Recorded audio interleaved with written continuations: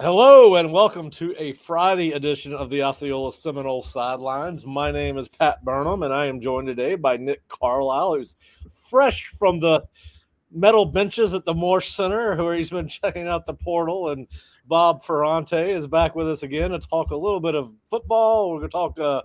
First thing we're going to start off with is the portal. Then we're going to move into looking at the post-spring view of FSU's wide receiver room, which looks a lot different than what we thought it was going to look. And we've talked a little bit about it in the past, but just because of some things that were going on, we're going to kind of break it down a little bit more today and offer our thoughts on some of the things Mike said about the receiver room in his press conference on, I believe it was Wednesday. We got some recruiting updates. One of them's not so funny. One of them's hilarious to me. We'll talk about that one. We'll talk a little bit about FSU baseball, and we'll talk a little bit about Florida State losing an assistant basketball coach. And this is why you can't get mad at kids for jumping in the portal. You have an assistant coach that was here for all of a month and has left to go to another program. So I don't know much about the guy. I'm just saying in the portal era, if you got a coach that's going to do that, let's not be too hard on the kids. But guys, how are you doing today? It's been a while since I've seen both of you. Fresh off the metal benches. Back is in dire pain, and I'm only 28, so I'm sure that's going to only get better as time goes along. If there was one complaint that I would have of the Moore Center is they got to get us some better benches out there, because I don't know. I think I might as well be sitting on a pole than sitting on those benches. That sounds awful and painful, and I think doing the Lord's work. I think maybe what you should do is what Bob does. You know, Bob takes his chair out there with him. I'm telling you guys, camping chair. Camping chair is the way to go. I can get a ping pong table off Facebook Marketplace. We can park the ping pong table right there. Keep ourselves active as we're waiting. Yeah. Solution. Yeah. So I think there is a way around that metal bench, and I always sit on the golf carts when I'm there until they kick me off. So. I also walk around. I'll walk around in circles. I think I do a circle, about 2,000 circles around the Bowden statue every time I have Moore Center duty. All right, so we do have some activity at the Moore Center today. Nick, what do we need to know? You have been out there for about 4 hours today, and it was a beautiful day to sit outside, though. I mean, you had to. And I know campus is probably buzzing. I think it's graduation weekend, if I'm not mistaken. So who did you see? What do we need to know? Yeah, Florida State's got a couple of Gavins on campus. Gavin and Gavin. Gavin Sawchuk, Oklahoma running back, arrived for his visit this morning, and then UNC wide receiver Gavin Blackwell also arrived at the same time. And I believe that those are the final transfers that Florida State's going to have in this weekend. And not to jump points already, Pat, but Miles Mitchell-Monmouth, defensive end, I don't think he's expected in anymore. And Jalen Caldwell, the Grand Valley State offensive tackle, canceled his visit earlier in the week when Josh Raymond committed to Florida State. So Gavin and Gavin, the last two on campus as far as I know. But obviously, take a look at the production that Gavin Sawchuk has had earlier in his career. That's got to be a really exciting running back addition if they can pull that one off. Yeah, he's a guy that has struggled with some minor injuries in college at Oklahoma, had a highly productive 2023 season. He actually had a good game against Florida State in the bowl game and down in Orlando. His best season in Norman was 2023, 120 carries, 744 yards in 12 games. Really, I did some research on it. It sounds like they're pretty stacked at running back at Oklahoma. And once they brought in Jalen Ott from Cal, who, they brought that kid in to play a lot of football, if not start. He was a kid that was beat up when Florida State played Cal this past fall. But he had 39 carries in 9 games for 128 yards last year.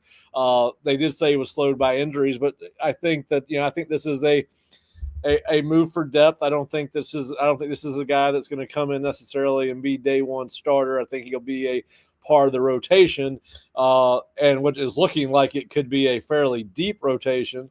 You've already got Roydell, you've got Cam, you've got Usman coming, you got Keziah Holmes, you got Jalen Lucas, who will kind of be a slot / running back.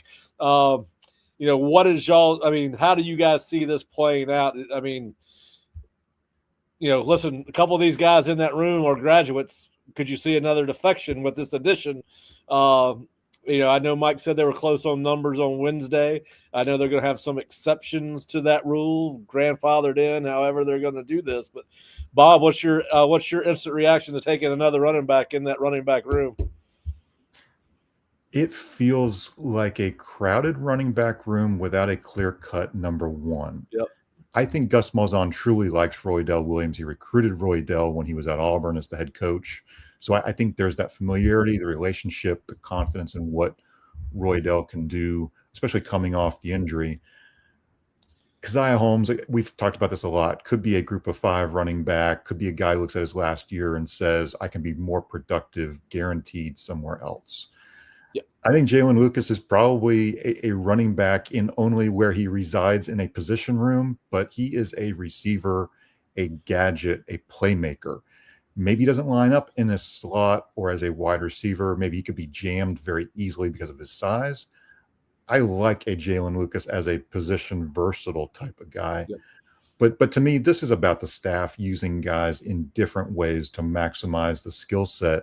But it does feel a little bit crowded, again, without that true there's no Dalvin Cook, there's no Cam Akers, there's no Devontae Freeman, there's no dude who's gonna be not just the 20 carries a game, but the dude who can really do a lot of things in that room right now. Yeah, and I guess I need to preface this. This has not officially happened yet. This is just the possibility of it happening. And I will add on to your point, when I pulled up our two deep at the Osceola.com, you can pull up our depth chart if you go to the Osceola.com and hit the football tab at the top. We have our projected depth chart, which we had going into spring. We have not I don't think we've messed with it since spring. We probably will look at that. We've taken some of the defections off the list, obviously. But when I looked at it, Bob, as I'm looking at it right now, one of the things I saw when you were talking, I was like, I think this probably ensures that Jalen Lucas is going to get some snaps at slot receiver, particularly with what we're getting ready to talk about here in a few minutes, which is the receiver room, which I still believe, no matter what was said on Wednesday, that they're very surprised that they don't have those 3 guys on the roster that the left. But we'll talk about that in a second. All right, so Sawchuk does give you a proven player in a room that does not, if he signs with Florida State, that does not have a bona fide starter or clear-cut starter for that matter. You do wonder how that plays out in this room. Looking at the roster, about the only guy really, Keziah is a graduate. Could he jump in? I'm not saying that he is. We know that these things have ripple effects, right? I mean, it's just the modern era of college football. They may all stay. They may rotate 6 running backs in the game like we saw against Georgia Tech in the season opener where the running back rotation was off the walls crazy. Who knows? So it will be interesting, but it does give you a proven running back who's had a particularly strong season 2 years ago. And obviously, listen, we talked about it. We coming out of the one scrimmage we saw this spring, we were not blown away with what we saw. We'd heard great things about Roydell. He was solid. He does keep the pile moving forward. Cam did not have a particularly great day that day. And, of course, the quarterbacks were the stars of the running attack in that particular practice. Unfortunately, they were not live, so they were always going to look good. But they look particularly good even with not being live. But so we'll see how that works out. The other guy they got in, and listen, I think I think, I have not watched Gavin Blackwell's high school film. He has been at North Carolina for quite some time as a wide receiver, 13 catches in 15 games. I think this just shows you where they are in the wide receiver room, because we heard all this talk when they totally redid how they are going to evaluate personnel. We have been told that it was going to be more production over potential. And the longer this plays out with the wide receivers, we're seeing this more about potential, or hopefully finding the diamond in the rough, than it is about guys that are proven. They've lost out on the proven guys, it seems like, almost every time to Miami. Now, listen, I don't think we all thought that they would have to go this heavy in the portal in the spring, and they went heavy in the winter. And I think that's where most of the money went. And there's nothing wrong with that, right? I mean, that's where they thought they were going to make their hay. But I think this is a long shot. I don't know what you guys think. It just does not match up with what we've heard about bringing in production over potential. And of course, that is something that the head coach at Indiana made famous, because he talked about it a lot when he brought in those 40 transfers, most of them from JMU, where they were highly productive and won a lot of ball games. But what are your thoughts on Gavin Blackwell? And am I wrong that this is taking a shot on a kid? I think you're probably right. I mean, you want to talk about the polar opposites in terms of looking for production, and between the two Gavins that are on campus, Sawchuk has certainly been productive in his time at Oklahoma, apart from last year, which obviously he had an injury problem. But you look on the other side of the equation, and Blackwell just hasn't been able to find production for a variety of reasons at UNC. I think this is has a lot more to do with the fact that Florida State either couldn't get those top wide receivers in on visits, either via their inability to do so for the shooting on campus, or just because they weren't able to entice those guys to come on a visit, whichever one you want to go to. They just lost out on a lot of those wide receivers in the portal. Obviously, they lost out on Tony Johnson, who went to Miami.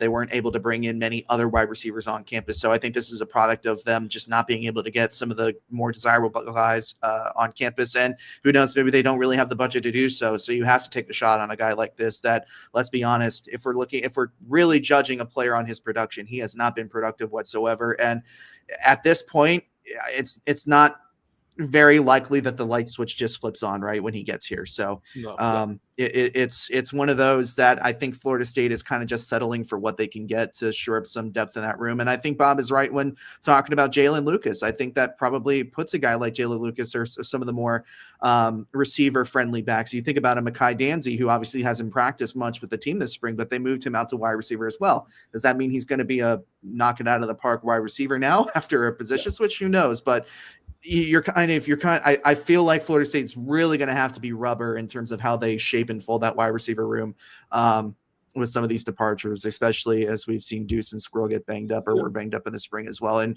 who knows if that happens again in the fall, you can find yourself in some trouble. Well, since we're on the wide receivers, we'll go back to the guys they added in the portal after this. We're already in the wide receiver conversation, so let's go ahead and keep it there. So, listen.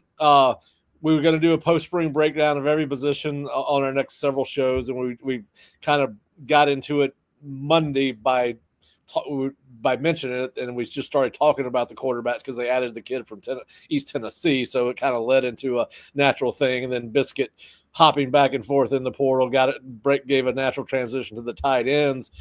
Bringing Blackwell in this weekend certainly helps us transition to talking about the wide receivers. But, Mike did mention that there were some hard conversations on Wednesday, and he referred to the receiver room. And Bob, I think it was you and I talked a little bit about this on Wednesday.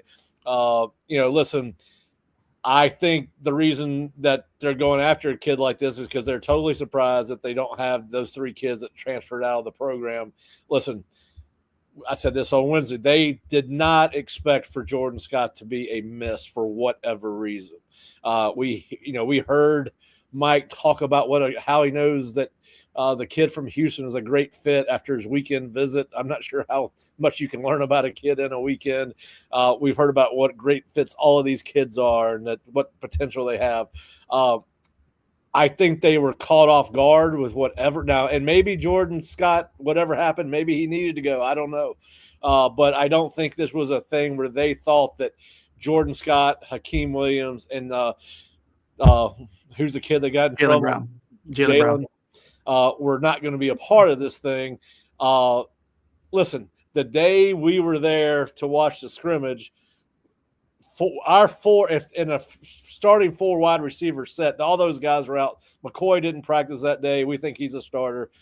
Deuce Robinson did not practice that day. He's a starter. Squirrel White did not practice that day. We think he's a starter. We thought Jaylen Brown was going to be either in a 4 receiver set, would probably be on the field with those guys. So I think they were totally caught off guard by this. And listen, Akeem's gone to Colorado. Jordan Scott got picked up by a Big Ten program in Maryland. I think Jalen's got some obstacles he's got to get through. You can't control the Jalen thing, right? I mean, that's under Mike's control. Like, kids are going to make mistakes, and he made a bad one, and it cost him his career at Florida State, and he's not ended up anywhere. But so let's talk about the other 2 guys, like, because I really don't think that Mike thought they would be without Hakeem Williams. And listen, I'm not sure it's a huge loss because he had not produced a lot, right? But I do think, and I don't think he is a number 1 wide receiver at the end of the day. I think he is a complimentary receiver that could have benefited by having Deuce Robinson and Squirrel White take some of the pressure off and get him singled up in coverage or force people to play zone. I think he could have been a guy that was the second on the 2 deep and could have played a role in this team. And I think the same thing with Jordan Scott. You don't bring in junior college kids not to come in and compete for a starting job and at the very least rotational work in your offense. So this is one of those rooms where I'm really concerned about the depth. We've heard good things about Javon Boggs. We saw some good things out of Elijah Moore in the scrimmage. But the best player at wide receiver in that scrimmage we saw was a walk-on named Willie Suarez. And, Gus mentioned that day after that scrimmage that, hey, this is a kid that got an opportunity and has maximized it. So now listen, there are programs that find scholarship-worthy players in their walk-on programs all the time. Maybe Willie is going to be a guy that eventually, helps Florida State next year. Micaiah's not been in practice. We did not hear a lot about, I'm not even sure. BJ's playing baseball. Camden Fryer was a little bit beat up coming back into spring. I think he got more reps. But what is y'all's take in the receiver room? Because there's not a whole lot of proven, even the guy outside of Squirrel, there's really not. I mean, we hear a lot about Deuce, and we hope everything that we're hearing is right because we had a high school football coach tell us that he is the real deal when he saw him in practice. And so you got to hope that translates to Saturday, but he only had 23 catches last year. So I'll start with you, Bob. What are your thoughts on the wide receiver room? I mean, you pay a lot of attention to him at practice when we go. I love my wide receivers. I admit it willingly. Let me start with a baseline. Mike Norvell signed 11 receivers in the 2020 through 23 classes, high school receivers. 9 of them transferred, 9 out of 11. So the 2 who were productive stuck around, Ja'Kai Douglas and Kentron Poitier. Now, Darion Williamson just transferred. So, I mean, the numbers can be skewed by what the portal is and when they left. So it forces you to dip into the portal to grab a Keon Coleman and a Johnny Wilson, et cetera. The big question is just truly who is dependable, who is reliable. And outside of Squirrel, outside of Deuce, we think, based on the early returns, you start to question, is it Javon Boggs because of that experience on the field, winning state titles at Cocoa? He was a Gus Malzahn guy from the start I should not say from the start.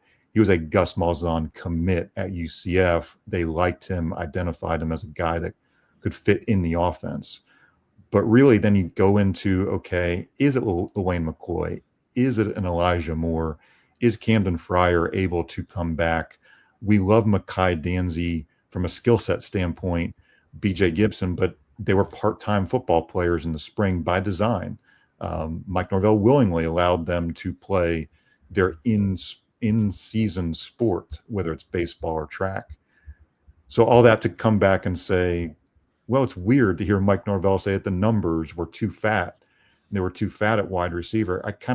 I almost looked at him during the press conference and thought that might not be the best thing that you can say as far as the reasoning for competition and maybe pushing some guys or maybe pushing them out. Because I'm like you, Hakeem Williams at minimum is a complementary piece. He is somebody you could factor in if you can convince him he can develop here. So we're looking at a talented room. No doubt the talent is there, but the proven production, not there yet. Yeah, well, and I will play devil's advocate to counter my own point and yours just a little bit as we're sitting here talking. Florida State's got 3 tight ends, 2 of which are more like receivers than they are tight ends. So maybe that is playing a part in this because Randy Pittman, listen, all Florida State's tight ends outside of Landon Thomas are going to be one-dimensional at least next year. Randy Pittman's 6'2", 220. He's not going to be an in-unit tight end that can block, and they're going to play him a lot in the slot. The same thing with Chase Lofton. But, Nick, go ahead and offer your thoughts on the wide receiver room, bud. Yeah, it's one of those things where you kind of feel bad. I do feel bad in a way for Hakeem Williams because he did get injured this spring in kind of a freak accident. I feel like your best ability is availability, especially when you're a guy that has been given a lot of opportunities to take the next step and be kind of that guy and elevate the rest of the room. And he just, for a variety of reasons, just hasn't been able to do that, whether it was him pulling his hamstring in the fall camp of last year or just not being able to get the ball rolling when he returned in the middle of last season. I frankly, when Mike said that, losing of those wide receivers was a numbers thing and so to speak, trimming the fat from that position group, I just frankly don't believe that. I frankly don't believe that they needed or wanted to trim those guys out of the program like that. It's hard for me to believe. And I do have my concerns about the wide receivers just in terms of the depth that they have, specifically behind a guy like Squirrel White, who's going to be in the slot and do those a lot of the jet sweeps that Gus Malzahn is known for. So, look, this is a room that I think this year is going to have a lot of trial and tribulations, just like last year. And you just have to hope that some of those younger guys that you were coddling along, like an Elijah Moore, who I'm sure that he absolutely wanted to get some playing time last year, but just didn't quite find the PT that he wanted. You got to hope that they take that next step. Somebody at some point is going to have to take that next step. And we'll see if Tim Harris Jr. can find somebody and train somebody up to take that step, or we may find ourselves in the winter portal a couple months down the line, and Florida State is going aggressively in the portal for a wide receiver again. They're going to go aggressively in the portal next year for everything. There's no doubt. It's a vicious cycle. It's a vicious cycle. They and I mean that just rabbit trails into a completely different topic, which is the high school recruiting. Yeah, well, yeah, we'll talk about that. We'll talk about that in a second. All right, so we got a question from Trenton, and Trenton's a new. He joined us the other day, and he's been active on the message board. So thank you, Trenton, for joining us. Do we have any confidence in Tim Harris Jr. developing these guys? Not sure. UCF had a great track record of developing wideouts. Listen, unfortunately, we did not get to see Tim work with the wide receivers outside of that one day. And since it was a scrimmage, there was no individual time, really. They went through a little pregame warm-up ritual type thing. But certainly there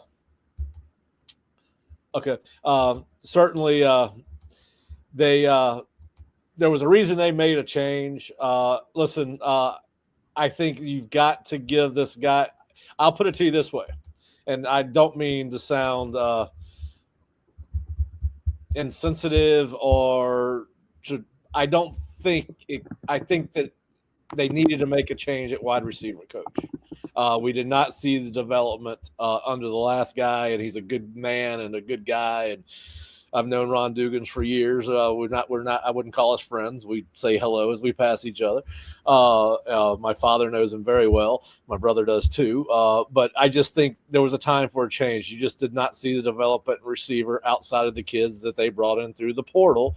Keon was here for 1 year, and Keon was a special guy. And I don't think you can take credit for him necessarily. He had a great season.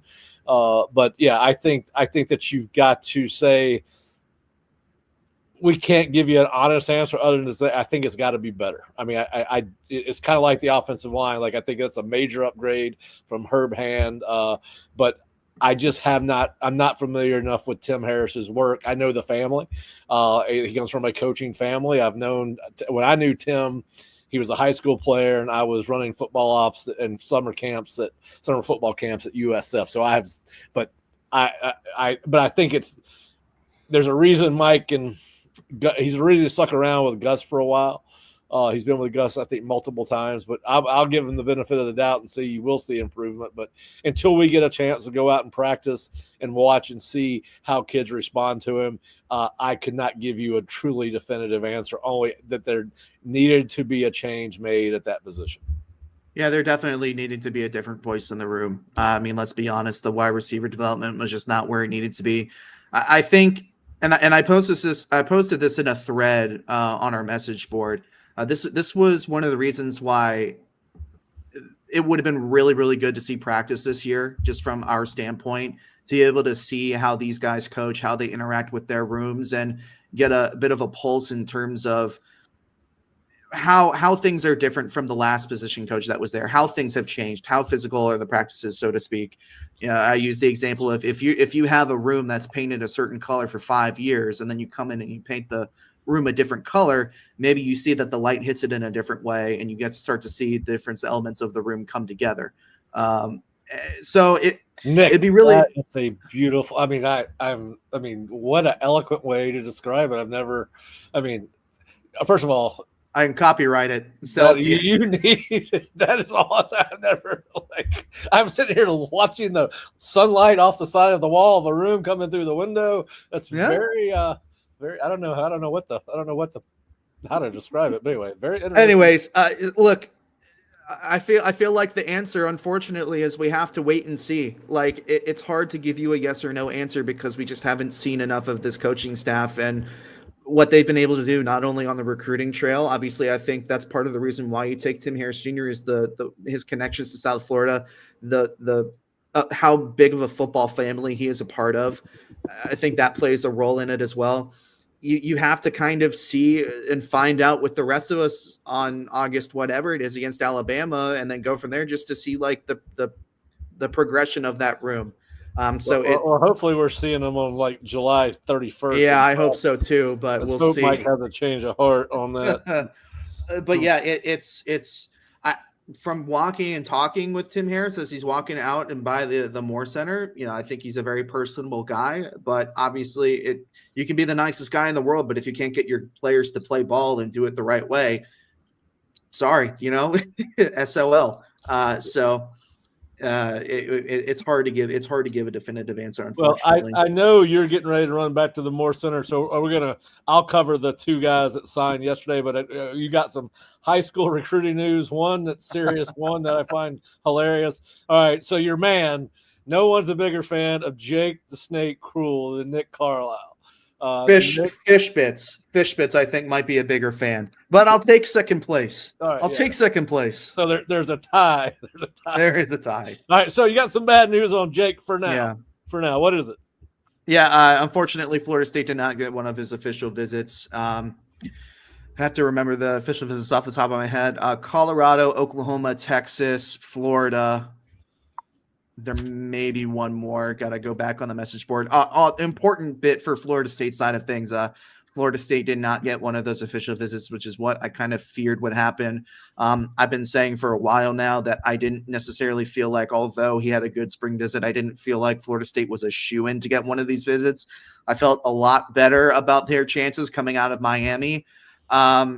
Just because it was stressed to me how much of an impact the new coaches coming to Florida State would have had. But it appears like they just didn't make enough of a push. Obviously, they offered him a little bit late. I feel like that played a part in it as well. Just didn't get him on campus frequently enough.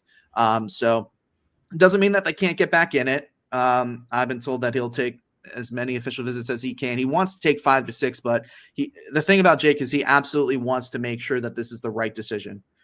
As a lot of them do. So if Florida State comes swinging out of the gate and finds themselves on a hot streak, maybe as we said with a lot of kids, maybe the course of the season brings Florida State back in it. For right now, though, Florida State did not make what you would presume to be his top schools and the schools that he's officially visiting.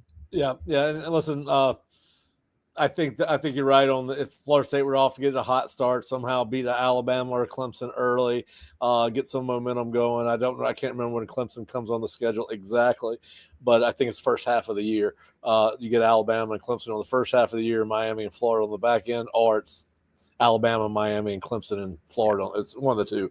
But anyway, Colorado May 2nd, Ohio State May 30th, Florida June 7th, Texas June 13th, Oklahoma June 20th. Well, unless Florida State wins 8 or 9 ball games, this kid was always going to a Big Ten school or an SEC school. I tend to agree. I think we're getting to the point now where you can definitively say that if you're not in one of those two conferences, you are operating at a competitive disadvantage for a number of reasons, and particularly when you were coming off a 2-10 season.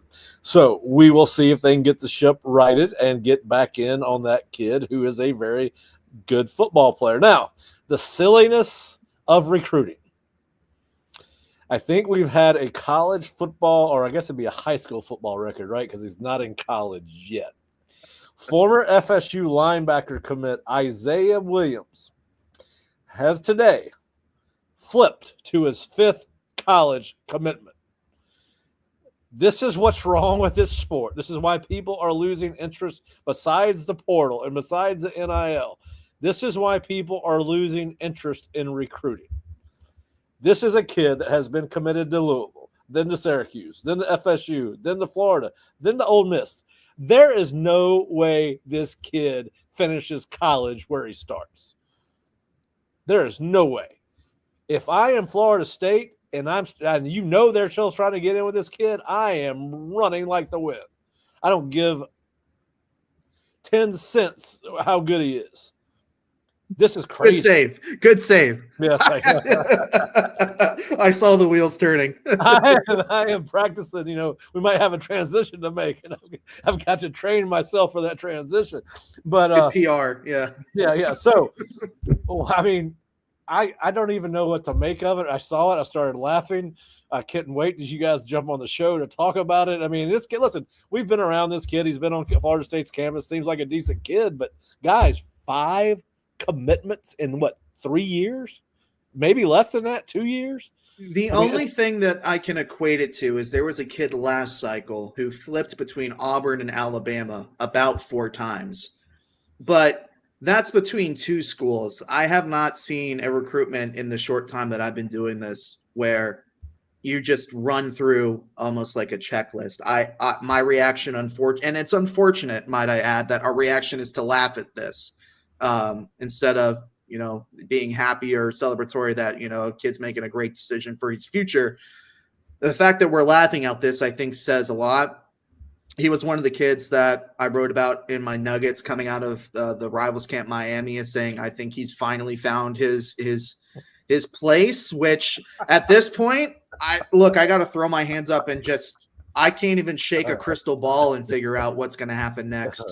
Because I believed that Florida was the place that he wanted to be all along. That's what I was told by a couple of different people. And God, now it's just pure entertainment value. I kind of want him to see him go on every single official visit and commit week by week. That would be interesting. But go ahead.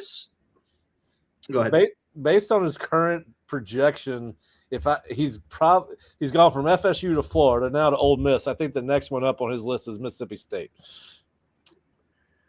Really? I'm being facetious. Yeah. Well, I'm actually curious. Has he visited Ole Miss prior to today? I didn't look it up. I should have. I'm curious. I didn't look it up, and plus, I'm not even sure the Ole Miss site logs visits. We talked about that this morning. I'm not even sure. Listen. So anyway, fascinating stuff in recruiting. Listen, at least the Alabama-Auburn guy, I get him because that just means one day Alabama had the heaviest bag, the next day Auburn had the heaviest bag, next day Alabama. So that was back and forth. Finally, the Yellowwood guy won out, I would assume. But anyway, so fascinating. Now, Nick, do you want to stick around and talk about the other 2 portal guys, or you need to run? I think I need to run, but maybe we could do a lightning round. Maybe all right. So FSU has added multiple portal prospects. We talked about Jalen Matthews out of Rutgers on Wednesday, so we don't need to go back over him. But they did get 2 commitments, I believe, yesterday. If not, if Boatwright go today or yesterday? He committed this morning, wee hours of the morning. Yeah. So they got a commitment out of Vandy offensive tackle Josh Raymond yesterday, and then this morning Jarvis Boatwright. Listen, I think they needed to take a safety. Jarvis was highly recruited by Florida State. He was high on Florida State up until the time that he went on that infamous weekend to USC for that summer unofficial visit weekend where they got commitments out of like 17 kids. I mean, it was crazy. A bunch of those kids ended up signing with Georgia last year. But Jarvis did sign with USC, and then by USC we mean Southern Cal. Guys, I think it's a good take. I don't think they lost out on the proven guy, which was Jacoby Thomas, who ended up signing with Miami. I think but this is a kid that they are more aware of based off the high school recruitment. So that makes me feel a little bit better about the take than maybe some of the other guys they've taken in the portal where they don't have their knowledge light on them. Right, the kid from Rutgers, they don't know a whole lot about him. He's from New Jersey. They didn't recruit him out of high school. So what's your take on the Boatwright, Nick? Yeah, I tend to agree. I mean, I think you would have liked somebody with a little bit more experience in the room, but beggars can't be choosers. They needed another body in the defensive back room at safety. You grab a kid that you're familiar with that wanted to, or that had heavy interest in this place prior to his commitment to USC, rather. It's one of those situations where maybe it pays to come in second sometimes. It doesn't mean that he's guaranteed success here, but you got a kid that I think maybe was looking for a place closer to home, of fresh scenery, and is looking for an opportunity. He's got a lot of eligibility left. He joins a room that's going to continue to be young throughout not only this season, but the next season. And it shores up a lot of depth at that position. Obviously you would have liked, he's going to have to put in some work in the fall, but I think this is a take that although it's not the experience take you would have wanted out of the guys available, this certainly isn't stale bread. Well, the other thing I just thought about as I'm sitting here, it also breaks our reeling them in hex. We had him we had him on reeling all right. So we used to do a show called Reeling Them In. It would be me and Fish, and sometimes Nick would join us, where we would have a high school prospect on one of these shows, but it was branded differently. And so we've had a run of just about every kid we've had on Reeling Them In commit to another school or sign with another school outside of Florida State. We interviewed Jarvis shortly after one of his unofficial visits to Florida State prior to his senior year. And I know his high school coach played for us when I was in football ops at USF. So we had him and his coach on, and thank God, finally, we interviewed a guy on Reeling Them In that is signed with Florida State. So Jarvis, you have broken our unlucky hex. We might start reeling them in again because we really felt like we were hurting Florida State's chances when we had. And of course, the last guy we had who on was Samari Matthews, which was a great interview. So what we need Samari to sign with Florida State so that we can make it 2 for 2. So, and both of them DBs. All right. The other guy that signed with Florida State is offensive tackle Josh Raymond. This one to me is a little bit strange, but the reason I feel good about it, I'm going to give Herb Hand the benefit of the doubt on anybody that he signs, because I do have a lot of respect for Herb. I think he's done an outstanding job over his career, been very successful. I've known him for a long time. Just like I put on the board the other day, I heard some things about the kid from Rutgers, but listen, I'm going to trust in Herb's evaluation and background check and all the things they do on these kids. But Josh does have a history with Herb. He played high school, I believe, at Winter Park outside of Orlando. And Lake Mary. What's that? It was a Lake Mary. Lake Mary. Mm-hmm. And he mentioned, I think in the interview, Nick, didn't he, that he had started towards the end of his recruiting process, started to build a relationship with Herb, right? Yeah. Yeah. So Herb came in late in his process. Obviously, it wasn't enough for him to go to UCF over Vanderbilt. But that's you got to feel at least decent about the take from that standpoint. We were kind of questioning early on, like, this is a very weird one. Like, where's the connection here? And obviously Herb was in on that towards the end. Also, I like that, he was a swing tackle, or at least as he described it, a swing tackle at Vanderbilt. But he could play both guard and tackle. I think that versatility for a young player is interesting. That provides them a little bit of wiggle room. If he doesn't work out at one position, you kind of slide him inside, try him somewhere else. So not only multiple years of eligibility, you have a little bit of versatility there. So I think in terms of kind of restocking the well, and as kind of a separate point, is I think that taking all of these young tackles, all of these young offensive linemen, it takes a little bit of the pressure off of Herb Hand to have this monumental recruiting class this year in terms of bringing in a bunch of guys to replace a lot of the senior production that they're losing. So I'm in favor of them getting some of these guys in now. It takes a little bit off the heat off Herb to where it's not going to be such a I guess what's the word I'm looking for? Such a overwhelming flipping of the room. I guess let's go with that. Yep, and a smart kid had offers from Stanford and Vandy coming out. Obviously, Vandy coming out of high school. Got a little bit of familiarity with Gunnar, knows a little bit about him, and could give Gunnar Hansen, who was the starting left tackle and who Josh backed up at what they call quick tackle at Vanderbilt, which it's been so long since they called it offensive lineman quick tackles. I can't remember what that means. I mean, back in the day, Florida State had tight tackle and split tackle. Back when Bowden was here, tight tackle was to the tight end side of the formation, so you could play left or right, depending on where the strength of the formation was, and obviously split tackle was to the split inside, whatever side he was on. That's the way we did it at Stanford. But yeah, smart kid, like it. Herb's got a relationship with him. We'll see how it goes. And as we've talked about multiple times, every time Nick and I are on here, and Nick's leaving us, we talked. They've got about 8 guys they've got to sign. So. It was likely that they were going into the portal, and the good news is they're going into the portal with guys that have some eligibility remaining, which means they are focused on the future. All right, so Bob, let's move on to the next thing, and I want to get your take on this, and I thought Jerry might join us, but obviously Kurt and I had a chance, and so did Lulu. Had a chance to talk about Jordan Travis and his retirement from football. And listen, I think everybody was disappointed for him. Listen, football is a cruel sport. It can be taken away from you at any minute. I think what makes it harder for. Listen, I don't understand the hand-wringing over the team it happened against football. You're not guaranteed not to get hurt regardless of who you play. I've seen people attack the kid from UNA still a year and a half later, which is ridiculous. The kid didn't mean to hurt Jordan, and I don't want to get lost into all that. But listen, I think, as I said yesterday, on Wednesday, my take on this is Jordan Travis is the epitome of what a football player is and should play like. He played like every snap was his last snap, and that was the way this game was meant to be played. Heart, determination, and never quit.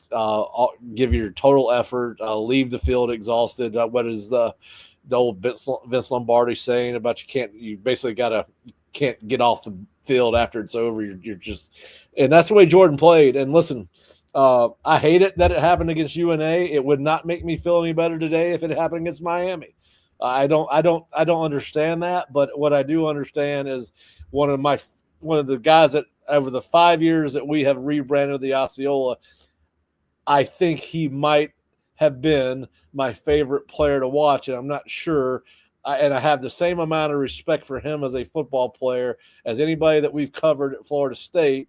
I think he will have a lasting impact on this program, and I think he's an example of how the game should be played. But I'll turn it over to you because you've watched every single practice Jordan participated in outside of Wednesday or Thursdays. You watched every game he played in, and obviously I know you're as big a fan of Jordan as anybody. So what were your thoughts on Jordan and retirement, and how did you feel about all that?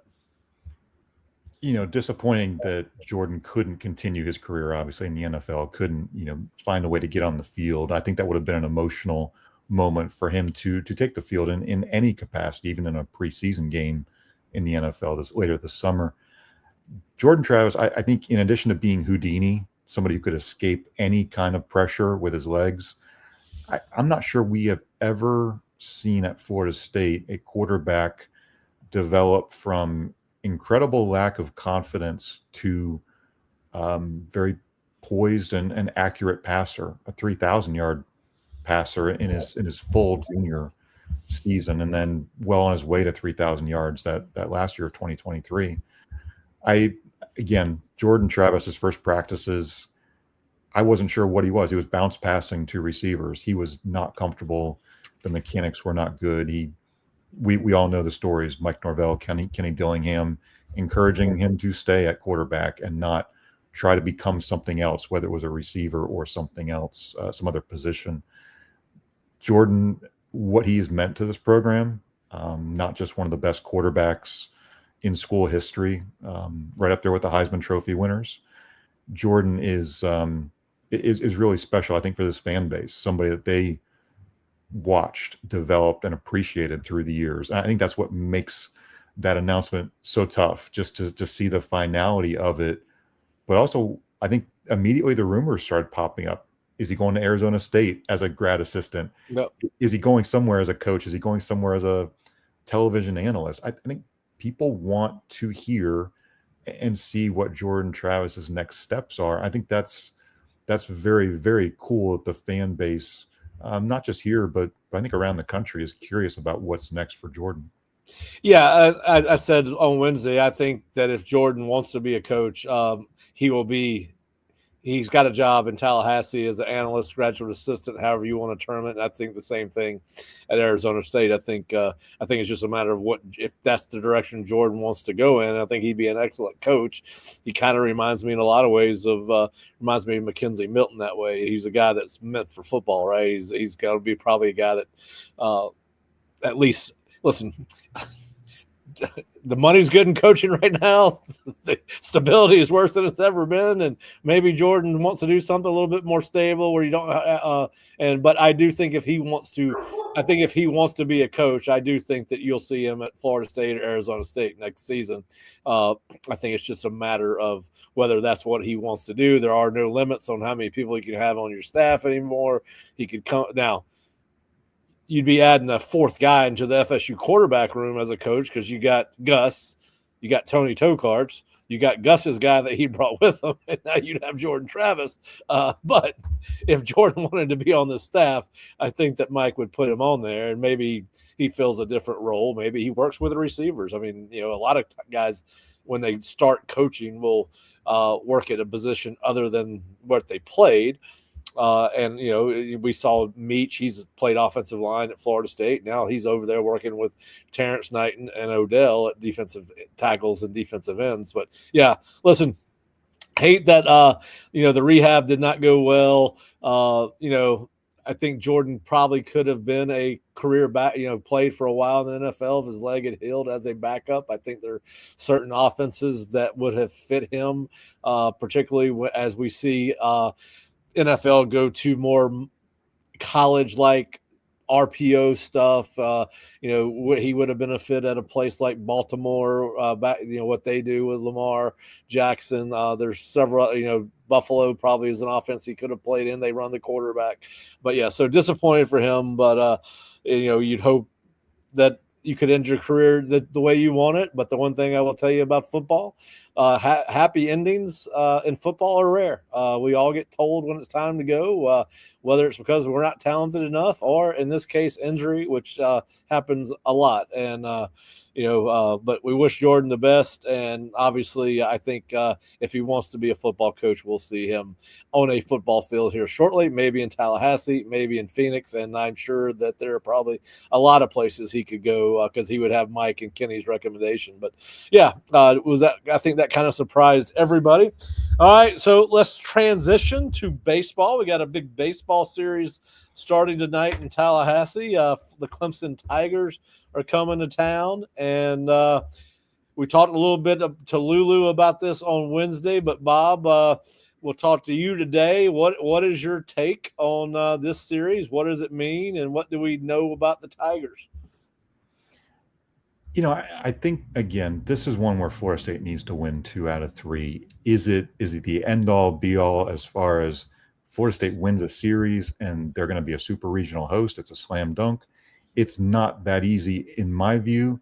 I think Florida State has some opportunities here to take 2 out of 3. Welcome to the UPS guy from my dogs.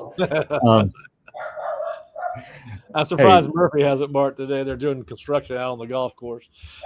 What's great, though, how often do we get a top 5 series in college baseball in May, and it's in Tallahassee? I think that's the other thing that, in addition to the pitching matchups, in addition to the postseason implications, this is great just to be a college baseball fan. The Marching Chiefs are going to be there, 6,000 or so plus fans on a Friday night, 6 o'clock. So this is a really, really good weekend for Florida State Clemson. I think the matchup is favorable for Florida State. I do think Clemson can run the bases very well, not Louisville well, but very well. That's going to test the pitcher time to home plate, the catcher throw down to second. There's a lot of different factors in here that we'll be watching. But this is great. This is great to have this kind of series this late in the season in Tallahassee. Yeah, you got Jamie Arnold going tonight, I believe, and he had a great Friday night in Louisville. Career high 7.2 innings, 7 2/3. I can't believe I read it. 7.2 innings, 7 2/3. So yeah, it's going to be a fun weekend in Tallahassee. I think it's 6 o'clock tonight. Is it 6 o'clock on Saturday night too, and then an afternoon game on Sunday? Yeah, 6 o'clock Saturday. That's going to be the ACC Network game with Devin Travis as the analyst for the broadcast. So you know what? It wouldn't surprise me if he had a surprise guest in the booth with it. I could see Jordan Travis ended up in the booth on Saturday night talking to his brother. Listen, we've had a couple of surprises in the booth at Florida State lately. We had Eddie Perez, obviously for totally different reasons, but that's pretty cool. Well, it's going to be it's a big weekend. Obviously, Lulu talked about the fact that right now what Florida State is positioning for is a home regional. And the announcers on television, Bob, on Saturday, Sunday, I can't remember what Sunday, when they played Louisville, mentioned the fact that they thought Florida ACC would probably get 4 region. If you're in the top 4, you were probably going to get a regional. And of course, Florida State is 2nd, Clemson's 5th in the conference. So this is a big weekend from that perspective. And of course, you've got, I think, Cal after that, or North Carolina. Cal, then North Carolina, correct? Right. Cal out west, and then Carolina back home. And then one with Jacksonville somewhere in between all that. So big, if you were to get 2 of 3 out of 2 of those 3 series, you're almost locked in a regional, right? Yeah, and again, why is this important? I think, historically, this as an FSU baseball fan, but it's important to underscore. You want to be hosting a regional so that you are the number 1 seed against the number 4 seed. That gives you flexibility as far as who you pitch in that opener. And then, of course, you want to advance through the regional to a super regional. You would love to be at home to enjoy the home atmosphere against, let's be honest, it's probably going to be an SEC school that you're going to face in a super. So you don't want to be at, pick your high-end SEC program. You want to be at home. You want to have Jamie Arnold out there in game 1 and then have the potential to win it all in game 2. Yeah. Well, it should be a fun weekend in Tallahassee. It's graduation weekend, so I'm sure the stadium will be rocking. You got the Marching Chiefs there. This might be the weekend I go see if my credentials still in the I know we had to resubmit them for the first game after the shooting. Was that special, or do we have to resubmit them for every game? I should be asking this question offline, but I'm asking. I believe that was special for that night. Okay. I did say, hey, Kurt and I are going to be there for that specific game. But yeah, it should be there. Okay. All right. So this is not much of it. I really don't know I don't know enough about him to actually just report it. But, obviously Florida State hired Luke Laux as its new basketball coach about 50, 60 days ago.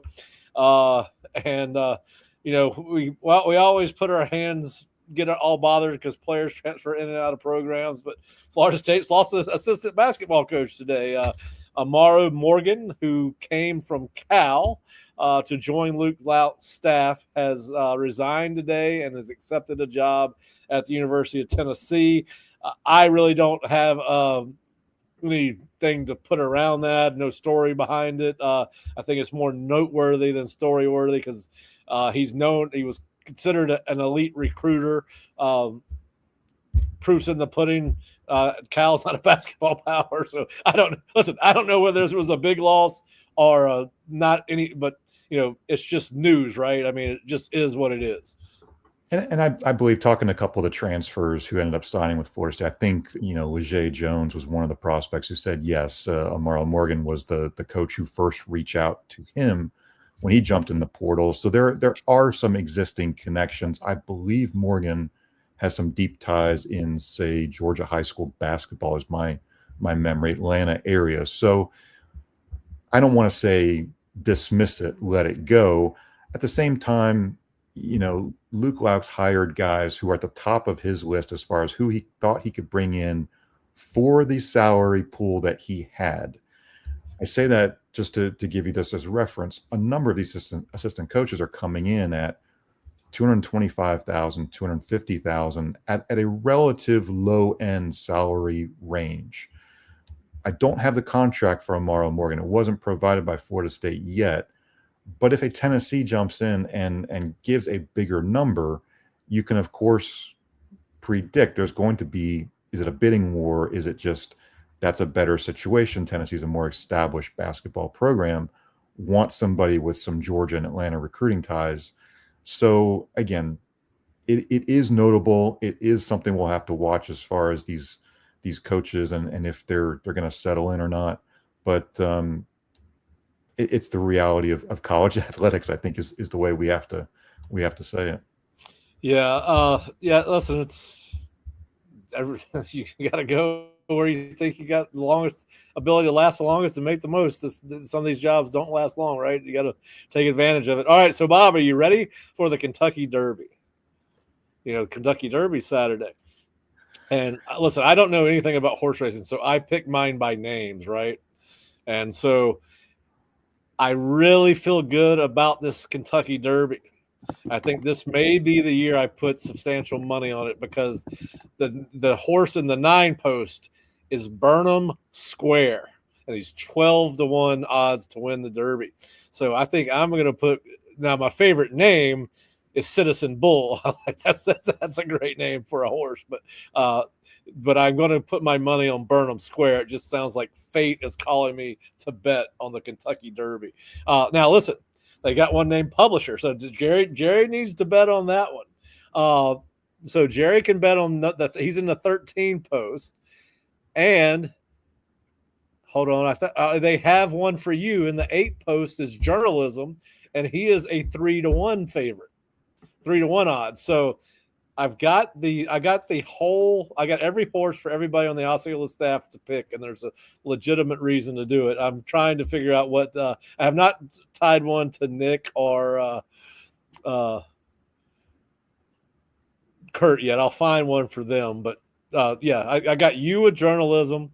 I've got me with Burnham Square, and I've got Jerry with Publisher. So I think, and actually, I may bet on all 3 of those to finish 1, 2, 3. Get the trifecta, make some real money. But anyway, the Kentucky Derby this weekend. Now, I'm not as big a I don't go to dress up parties for like you see all these people. Silliness.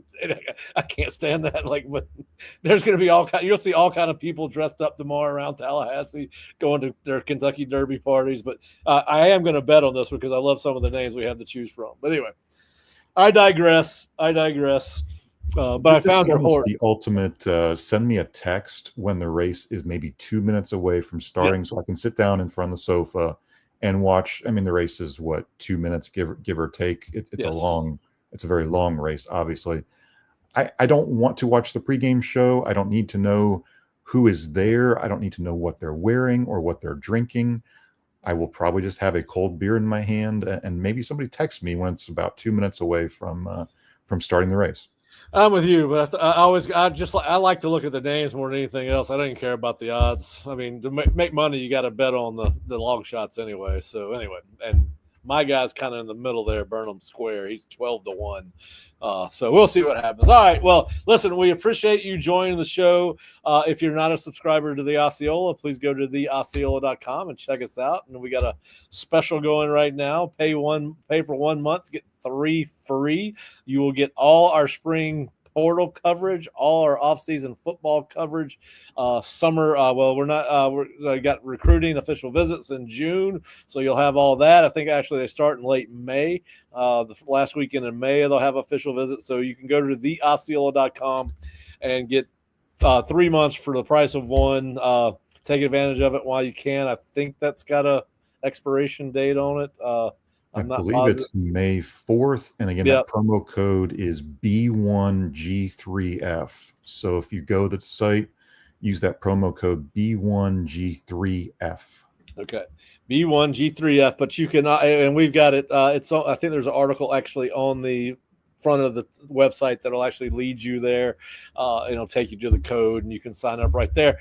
If you're listening to us or watching us on Osceola YouTube channel, please hit the subscribe button and then the notification button so that you get notified when we do shows live or taped. We're going live right now every Monday, Wednesday, and Friday at 3 p.m. We usually do an hour show. Sometimes we bleed a little longer and get to an hour and 15 minutes, hour and 30. We certainly will during football season.